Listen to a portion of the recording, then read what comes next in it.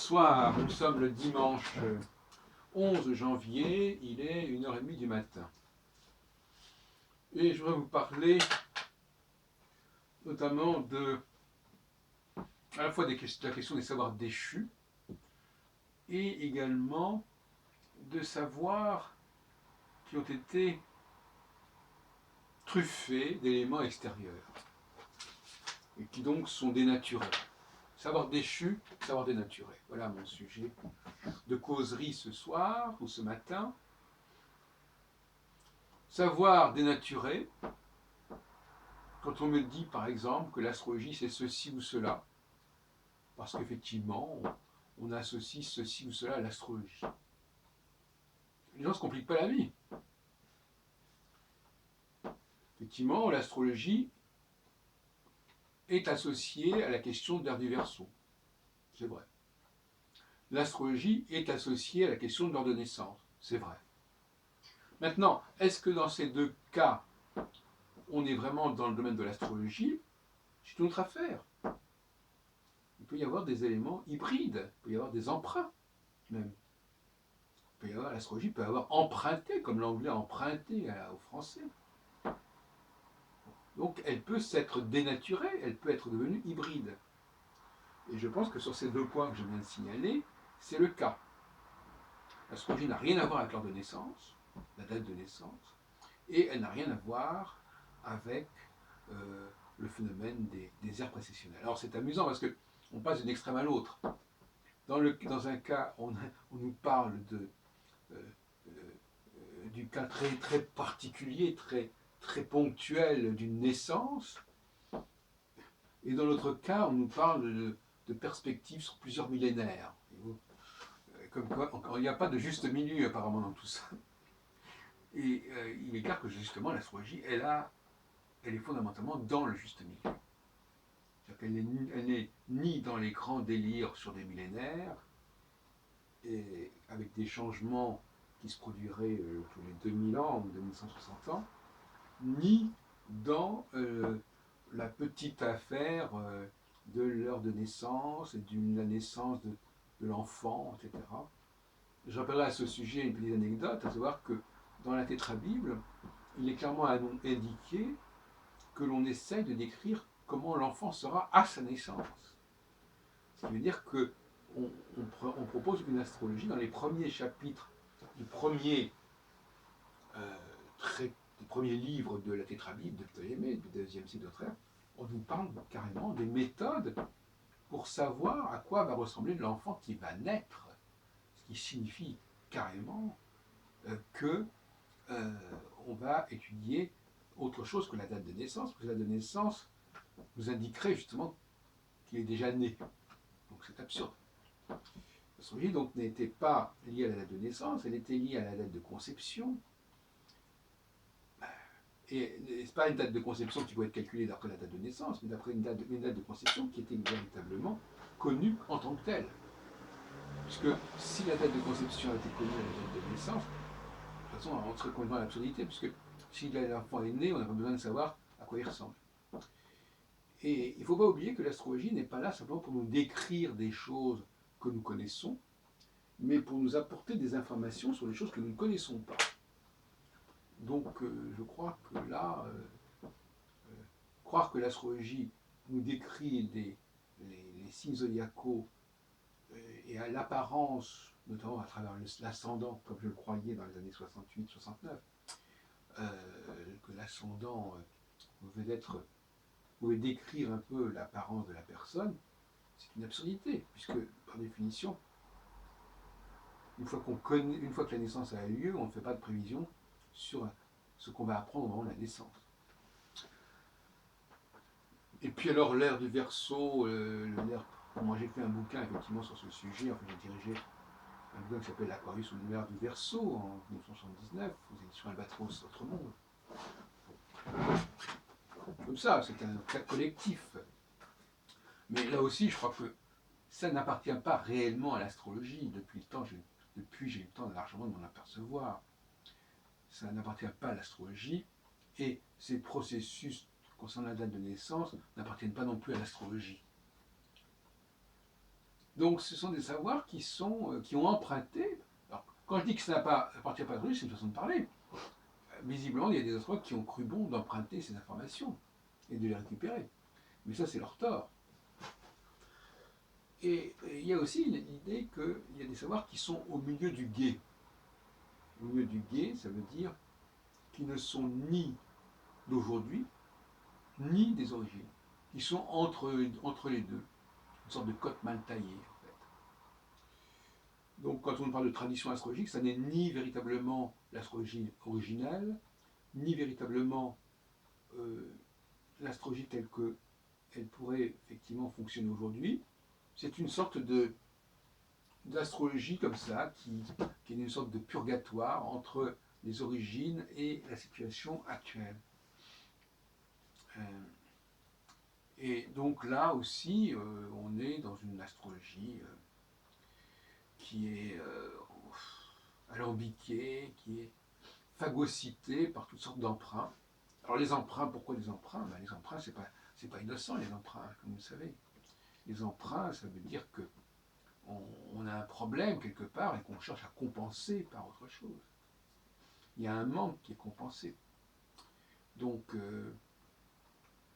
et là j'en reviens à la question des savoirs déchus.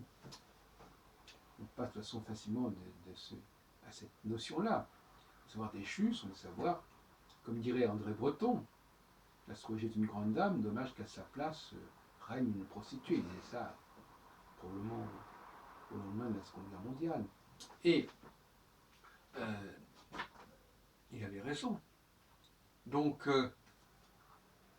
ça devient un dialogue de sourds. Quand moi je dis je suis astrologue, on dit ah ben oui, donc vous attachez de l'importance à l'heure de naissance. Ben non, non. Donc les gens, ils vous mettent une étiquette, et du moment que vous dites que vous faites de l'astrologie, alors justement, je ne vais pas revenir sur les problèmes linguistiques, mais moi l'astrologie, j'y mets un contenu qui m'est propre. On peut dire que j'ai une certaine idée de l'astrologie, et ça n'implique pas ces notions-là. Donc, je suis désolé. Alors maintenant, si on veut figer euh, définitivement ce qu'est l'astrologie ou ce qu'elle doit être, ça ne va plus. Voilà, c'est tout. Bon, je peux empêcher les gens d'employer le mot astrologie, mais moi je ne suis pas obligé non plus que leur façon à eux de faire de l'astrologie soit la mienne. Je suis désolé. Alors, cette question de l'heure de la date de naissance, elle est très intéressante parce que c'est toujours un pis-aller. Pourquoi c'est un pis-aller? Parce qu'une des grandes questions qui se posent à tous les savoirs divinatoires, à tous les savoirs psychologiques, c'est la question du point de départ. Du point de départ, c'est-à-dire du commencement, du premier stade, du commencement du cycle, etc. Quand on n'a pas connaissance de ce point de départ, on cherche des palliatifs, on cherche des solutions de remplacement.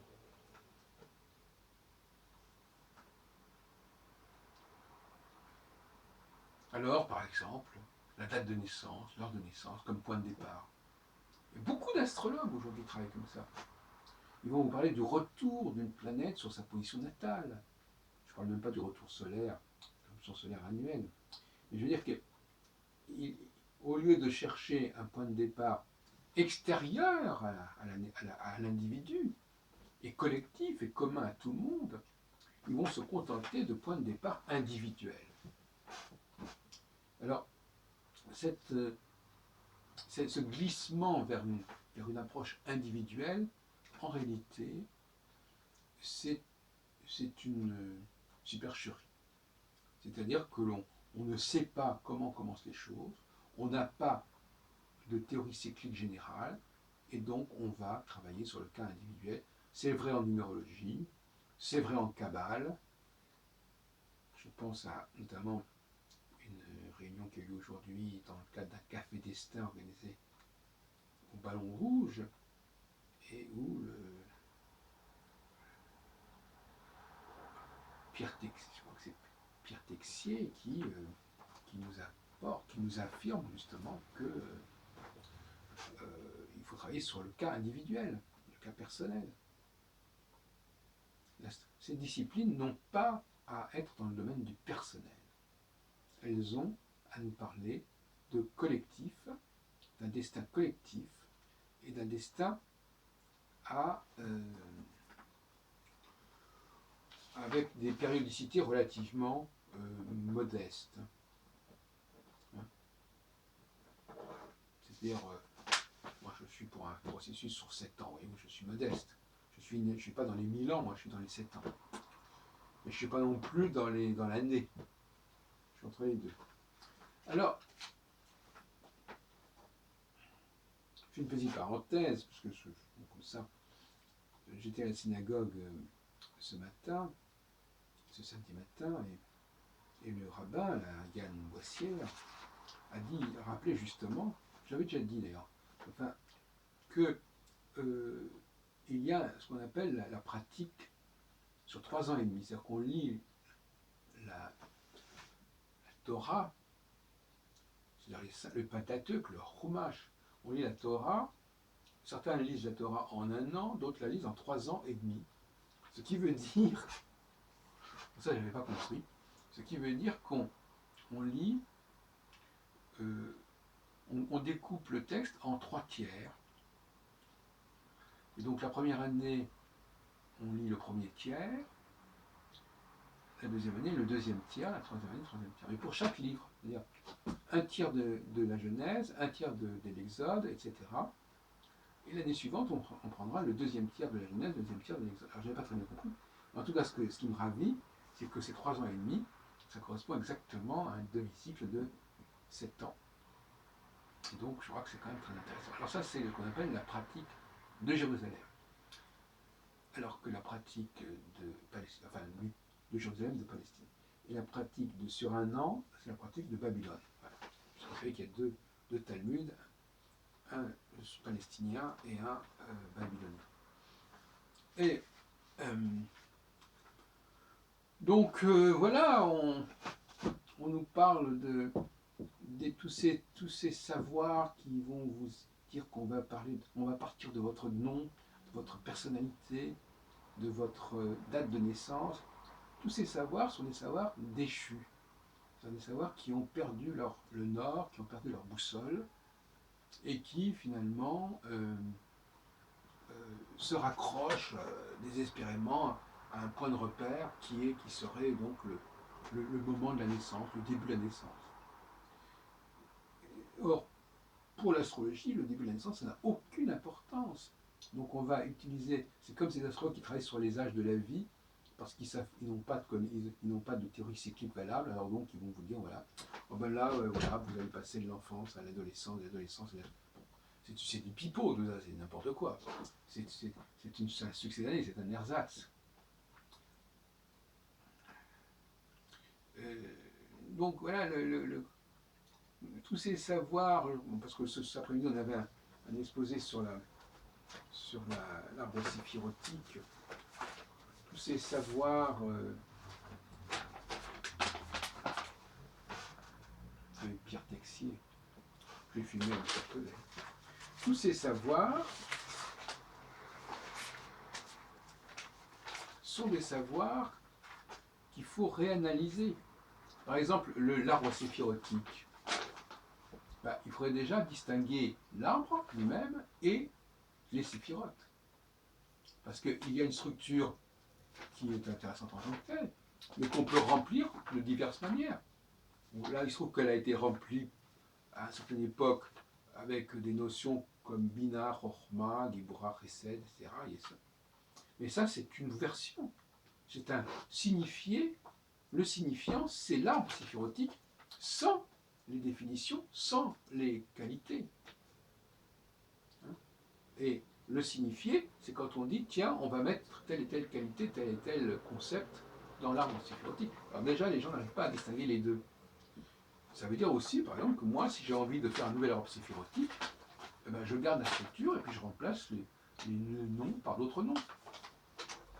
J'ai le même contenant, mais je remplace les contenus, je remplace les signifiés.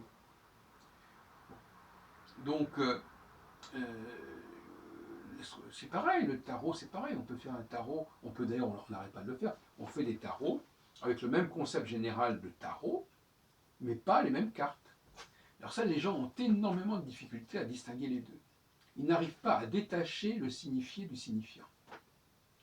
Pour eux, si je dis tarot, ça renvoie forcément au tarot de Marseille, etc. Non, pas du tout.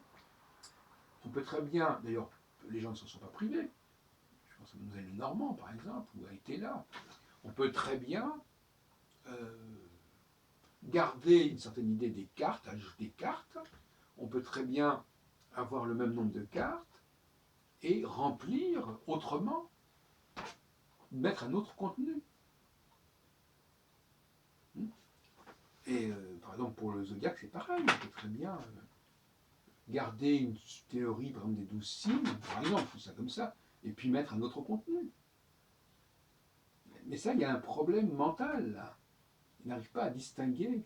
C'est comme si quelqu'un, je disais tout à l'heure à une fille là, que j'avais rencontrée, que j'avais revue à ce café Destin, comme il l'appelle, je lui disais, mais on peut très bien changer. Il y a le cadre, et puis il y a le contenu. C'est pas pareil. On peut. Et pourtant, dans la vie courante, c'est bien ce qu'on fait. Quand on fait la vaisselle, eh bien, on enlève toutes les traces de ce qu'on a pu manger au précédemment. C'est très simple, ça. Donc on voit bien qu'on distingue clairement le contenu de l'assiette et l'assiette. Eh bien, c'est pareil. Dans tous les domaines des savoirs, il faut distinguer l'assiette et le contenu de l'assiette à un moment donné. Et il faut laver l'assiette. Et les gens sont constamment dans cette idée que l'assiette est inséparable de son contenu. Mais ce qui est à dire que c'est un problème parce qu'ils sont bloqués. En fin de compte, dans la vie réelle, ils ne sont pas comme ça. Ils savent bien qu'un vêtement, ça se lave, qu'une assiette, ça se lave. Mais, quand on est dans le domaine du savoir, ils sont bloqués. Ils croient qu'un savoir, il y a une sorte d'amalgame absolument indissociable entre le signifiant et le signifié. Et que le tarot ne peut être que ce tarot-là, que l'astrologie ne peut être que cette astrologie-là, que l'arbre sylphorique ne peut être que cet arbre, voilà, etc. Et il n'arrive pas à distinguer la structure qui peut se remplir de diverses manières, qui peut se remplir successivement de diverses manières, avec voilà, et qui n'a pas à être associée une fois pour toutes avec un certain contenu. Bon, okay, je répète ça. Bon, alors, il y a une infirmité mentale à ne pas être capable de suivre ce raisonnement.